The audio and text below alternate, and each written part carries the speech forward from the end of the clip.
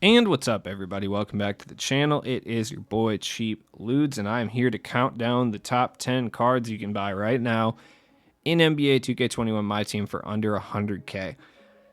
As always, we're going to do a few honorable mentions as well, and I'll explain why they're honorable mentions as opposed to being on the list. And I'll also go into a little bit of detail on every single card. Not a crazy amount, I'll just tell you what they do well. I mean, at this point, every single card does the same thing, so it's really just a matter of preference, which I'll try to explain away here. So we'll start with an honorable mention. It's a card I've talked about like so many times, I just don't even want to really talk about it, and that's Antawn Jamison.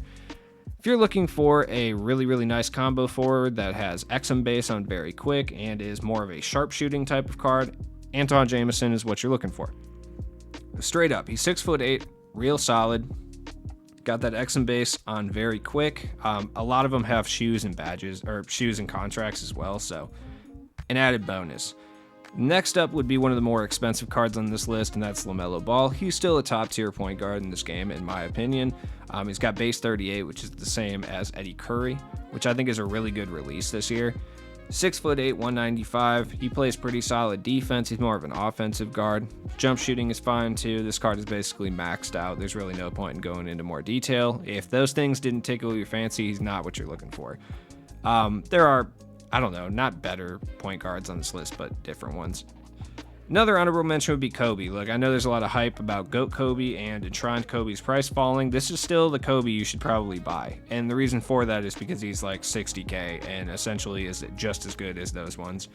Stats are a little bit worse and badges are worse, but those really don't matter at this point. The price difference between the 500, 400K and like 60K should definitely convince you to buy this USA Kobe over anything. Unless you really want that Lakers logo, which I feel that, I guess. You know what I mean? Next honorable mention, or final honorable mention, would be Mo Bamba. I never know how to spell this dude's first name, so it always takes me forever to find him. I don't know why I ever start with Mo. Why don't I just go to Bamba? I don't know. But Mo Bamba is a super slender man. I mean, that's kind of what he is. He kind of is Slender Man in a way. I don't think he like feeds off children's souls or anything, but like he's got that appearance. 7 feet tall with a massive wingspan, sick flat top, blocks a bunch of shots. Relatively strong release. It's nothing crazy, but it's greenable for sure. And he moves okay. He's just like a very good center. Number 10 would be Rudy Fernandez, without a doubt. You can buy this card for 10K or less. He is a 6'6" Steph Curry. I said it in my budget tier list. I talked about him a bit. We've been getting a lot of these guys recently, like 6'5", 6'6", kind of combo guards that can play either the point guard or shooting guard. Most of them have either been J.R. Smith clones, Tracy McGrady clones, and Rudy Fernandez is the only Steph Curry clone. So if you like Wiseman or Steph and you like that jump shot a lot, Rudy Fernandez is a GOAT. You should definitely go pick him up, especially for 10K. Number 9 is Dominique Wilkins. He's essentially a better version of what Clyde Drexler brings you. I believe he has like base 8 or something of that nature. Yeah, jump shot 8, which is pretty good. It's just him and Marquise Johnson and apparently Gary Payton II who have this jump shot. He's a better version of Clyde Drexler. I prefer Clyde Drexler. He's also significantly cheaper, but Dominique Wilkins has one thing Clyde does not, and that is the super stocky player build that triggers really nice contact animations when people try to drive around him.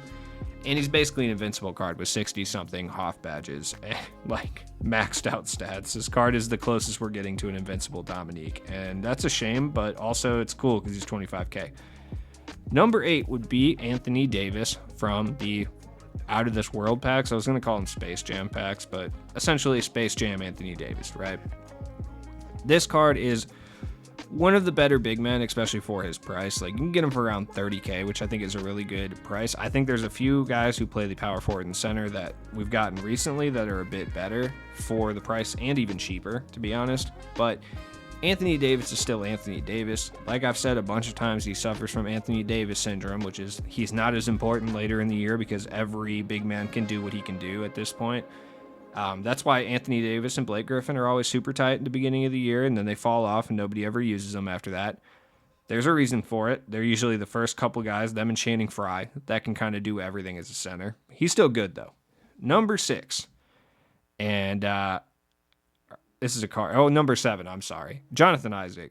He's basically like Everything I said about Mo Bamba is the same as Jonathan Isaac, except he has better ball handling and he can slide all over the court, kind of boost all over the place. Get out of here, Karl Malone. I love how 2K insists on showing me Karl Malone every single time I go to compare cards. But Jonathan Isaac is a beast. The one thing I will say about him is he has that jump shot 70, and he's going to miss like an absurd amount of whites. His green window is one of the largest in the game, but that also means because he has that much arc in that green window, he's going to miss a lot of whites as well. So it's something to think about, but he is a 6'11" small forward that can curry slide and boost all over the place. Number 6, Simbular. I love this card so much. I'm so shocked how much I like this card. He's got Larry Bird release, which once again, just like I would say it's second to base 70 or jump shot 70 in regards to having one of the largest green windows, but then missing the most whites. But I feel like his upper actually lowers the amount of whites he misses. I feel like Larry Bird himself misses significantly more. Simbular is ridiculous on so many levels. Dude is 7'5", 360. Just a big boy, man. Just so big. I should don't clip that.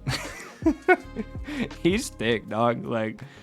I feel like his player build isn't his actual body though. I wish they would make it more real. He looks more athletic than he actually is, you know what I mean? Number 5 is Boris Diaw. I love this card so much. I talked about it in my budget card tier list, and I will continue to talk about it probably for the rest of 2K21 as being a card you should go pick up. You can get him for lower than 15k, sometimes as low as 10k, and he is worth every single penny, regardless if you're playing him at the point guard or the power forward position. He plays both positions incredibly well. He's near maxed on his badges. He is only missing blinders or steady shooter. That's it. So on both next and current gen, you can pick this guy up and he can be immediately valuable for you. Upper 90s in pretty much every single stat. The only issue I have with him is I wish he could play small forward, because he would be the perfect small forward for how I play the game. That's it. Other than that, nothing wrong with this card whatsoever. Number 4, LeBron Brown. And the reason he's number 4 is because he's super expensive, but he's probably the best card on this list, all things considered. If you can get the Space Jam one for 100k or less, do it instantly. But if you have to go and get the Pantheon one, that's fine too. They're basically the same card. This one just has the post badges, which I don't think you're going to be using LeBron in the post, but if you are, which he can play the post just fine. I like how the fan favorites LeBron is literally the same price as these other ones, even though they're all significantly better.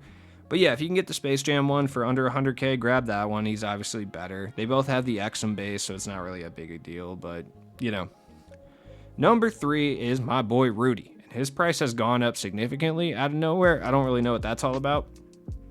But yeah, I had to go check to make sure I didn't have a different setting on. Rudy's price has gone way up. People know what's up. You can still get him for under 100k, barely. But there's absolutely no issues with this card whatsoever. He's literally a complete card with just ridiculously long arms. He's an incredible defender, smooth jump shot, nothing wrong. Number 2 is Hedo Turkoglu. The reason he's number 2 is because people lost their minds that I put this guy so low on my point guard tier list. By the way, he was the best card in B tier. He's the 8th ranked point guard. It's really not that low at all, I will say that. Hedo's great. I mean, if you're looking for a base 98 point guard or small forward, he does play both positions incredibly well. I think personally he plays better at small forward, but that's just my play style, I think. For under 100k, you can't go wrong with Hedo. That's just how it is. And number 1, I can't even search this guy. He's so fire, I can't even search him. And that is Danny Ferry. Does he look like a high school gym teacher? Absolutely. Does he hoop like one? No, most certainly he does not. I've seen him go for kind of a variety of prices. Right now it looks like he's settling below 30k, but he's 6'10". He's essentially the exact same as the Opal one with 30 plus additional Hoff badges. And I know people were complaining about his stats not being upped, but Danny Ferry didn't need his stats to be buffed up very much. Stats literally do not matter at this point. They really don't. That's why I don't even talk about him that much anymore. The difference between a 90 block and a 95 block is minuscule at best. At this point, it just doesn't matter, especially when you're factoring in badges and tendencies and player build. Those things are more important than stats are at this point, especially when every single card has 90 to 95 stats. Oh, they took away the 5 charge tendency. That was the big addition to this Danny Ferry outside of the badges. But literally, Danny Ferry has no weaknesses, which is something I never thought I would ever say in my entire life, because the real Danny Ferry has many reasons, like many weaknesses. NBA level players, for instance. Luol Deng, definitely another weakness of his. He just can't help himself. Danny Ferry is like the best card in the game as far as like that you can buy for under 100K. I don't think it's close. You could argue LeBron is better because he can play the shooting guard position, but I think as far as wings go, there is not a better card that you can buy for this price than Danny Ferry. I personally like Boris Diaw more, but I recognize Danny Ferry being the best one of the bunch. You know what I mean? As always, it has been your boy Cheap Ludes. I like the series a lot, so I'm glad you guys are watching them. Check the link in my description, all of them, if you want to support me in any way, shape, or form, and I will be back with more content literally every single day. Peace.